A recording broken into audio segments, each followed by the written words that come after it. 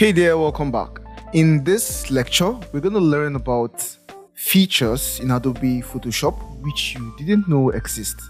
Do you know that with Photoshop, you can actually automatically create a detailed tutorial, that's written tutorial, of all your steps? Does that sound interesting? I'm sure it does. Yeah, so what I mean is, Photoshop has the ability to kind of record your steps and then create a detailed tutorial, written tutorial, which you can kind of export to a file, okay, and then maybe share with someone or maybe keep for record purposes. So that's what we're going to learn first in this video. And for that, I'm just going to create a new file, right? A new document. So create a new document, and now we have our new document. Now, in order to do this, you have to come to edit and go to preferences, or you can just do Ctrl key or Command key on your keyboard. Now come to history and content credentials. This is something we didn't look at really well. We just skipped it when we were talking about preferences, okay, because I wanted us to come and really focus on it in this video. Now all you need to do is to check the history log. Now, when you check the history log, Photoshop is now able to record data, that's record your steps, and then export them. Okay, so you have to check the history log and then come and select the text file. Okay, so text file, and then now you can now choose the location. So let's choose the location here. So that's our workflow and shortcuts folder, and then hit save. And now we can come here and then kind of choose how we want our file. Okay, do we want it detailed? Do we want it concise? Do we want it to record sessions only? So we want to select detailed here and just hit OK. Now Photoshop starts to record. So everything we do from here, Photoshop records it and then saves it in our file. Now I'm just going to go here and then place an image. So place embedded, then come to my folder and select this guy, this image, then place. And then the next thing I would like to do is to just hit C on my keyboard and then hit enter. So I've just cropped my file to this size, right? So just click here to finish my crop.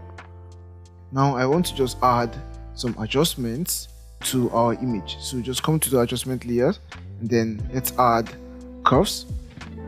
So I'm just going to expand my panel and then just add some quick curves.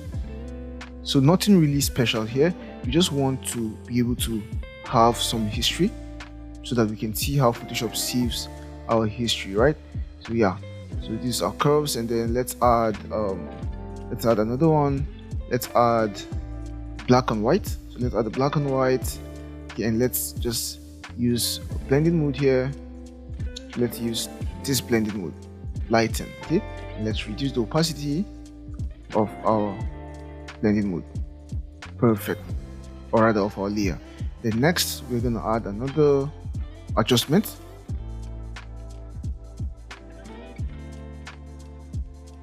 That's the color lookup. And just come and select one of these really cool looks here.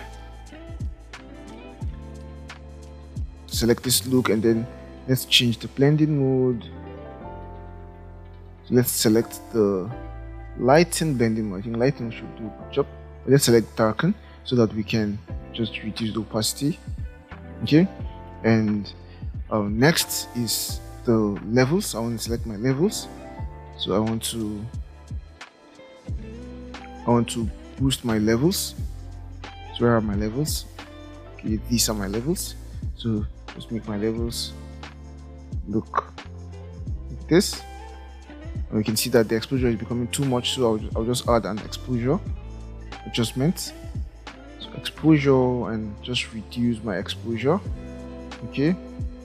Oh, I think I should reduce my highlights instead, but you know what? We're just going to work with what we have, okay?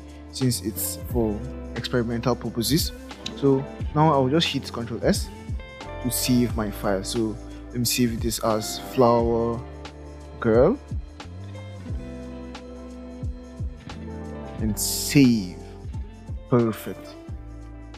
Now we've saved our file. Now I'm just going to go to my folder, and now we can see that in my folder, in our folder, Photoshop has created this Photoshop edit log, right? So this is a text document. I'm just going to double click to open it.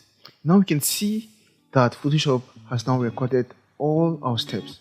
So we started by placing an image, right? We started by placing an image. So Photoshop has recorded the location, has recorded details about the image.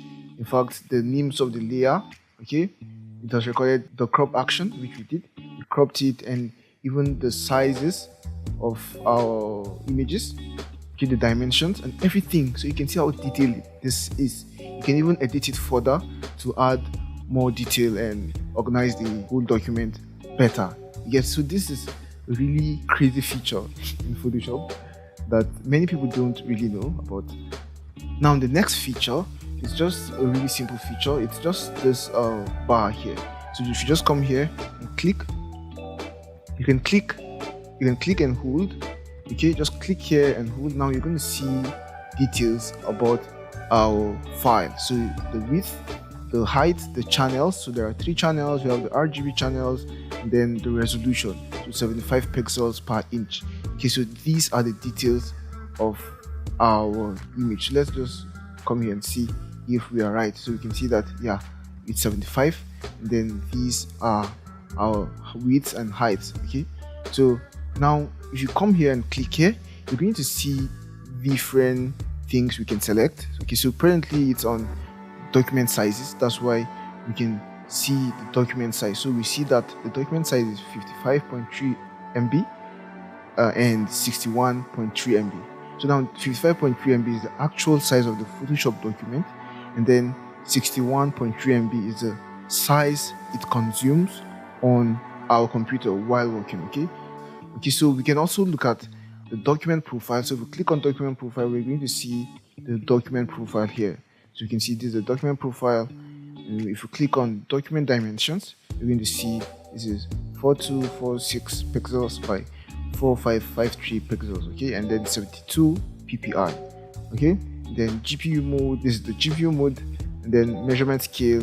You see that this is basically the scale of measurement, right? It's 1 pixel to 1 pixel. Okay, so 1:1 ratio. So it turns out that we even have scale in Photoshop. Okay, and then the next one is scratch sizes. Now this has to be with memory, I guess. So we can see 1.8 gig by 10.1 gig, and then we have many other ones. We have even the efficiency. So this is basically telling you how efficient Photoshop is running. And you can see that it's on 100%. So maybe if we begin to do a lot of stuff that will slow down our computer, we might see this number reduce. Okay, this percentage reduce, and then we have timing, probably the time it takes to perform actions, maybe to save or to perform certain actions on our file. We can see that it's 2.5 or 2.6 seconds. So the time usually gets increased as our project gets more and more complex. We have the current tool, which is the move tool. So if we select this tool now, it's going to show us that we've selected the rectangular marquee select tool. This will be the object selection tool, the smudge tool. So we can see that the names of each tool we select just keep showing here. Now we have this, we have saving progress, we have smart objects. So it tells us the number of smart objects we have, and we don't have any smart objects. But if we create a new layer, and then let's say turn or convert to smart object, so we can see that we're going to have the smart objects. I can't really see it change though, but layer count, we see that we have 8 layers. Let me just turn my layer into a smart object. Okay, it's actually a smart object. This should show at least 1, but I don't know why it's not showing, but that's by the way. So we can see that this little button here exposes us to more and more details about our project. Okay, now the next feature is going to help us create a PDF presentation from our files, okay, from our images. So just come and open, and I'm just going to import some of these images under batch image editing. So we just select some of them. So I'm going to select this one, selecting this one, this one, this one, this one, this, and maybe this. Okay, to select them, okay, I just duplicated them. Undo. Let me do my selection again. This, and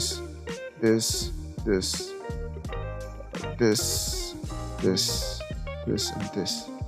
Okay, and then open.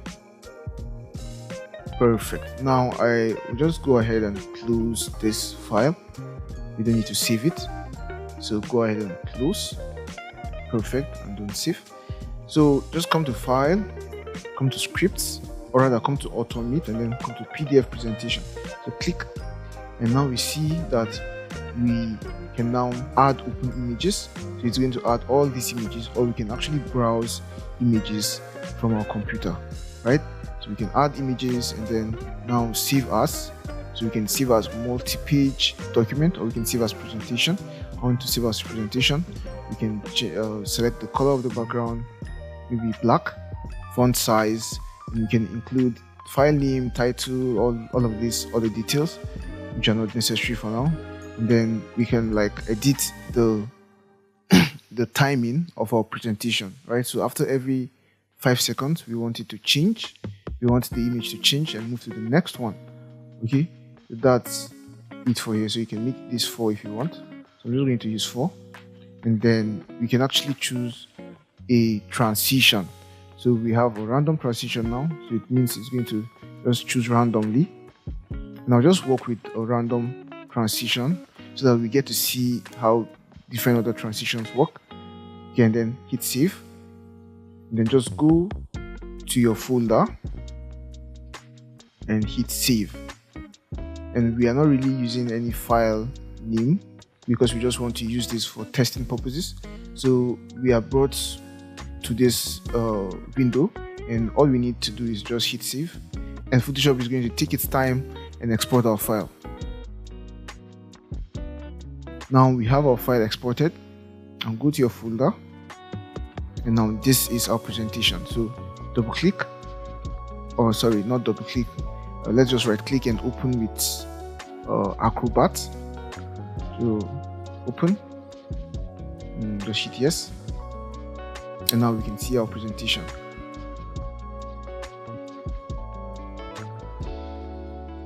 So after 4 seconds, it's going to move to the next image. So let's don't show this message again and hit yes.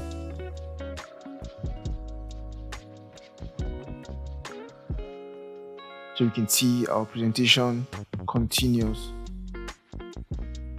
after every 4 seconds.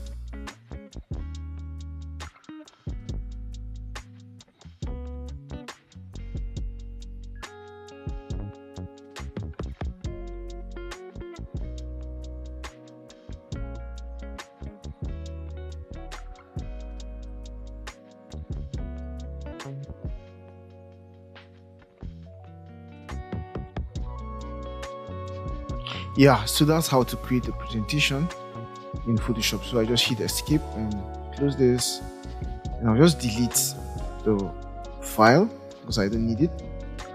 So go back to Photoshop, and yeah, so now we've learned how to create presentations, PDF presentations in Photoshop. Now the next feature is a really funny feature, really weird feature.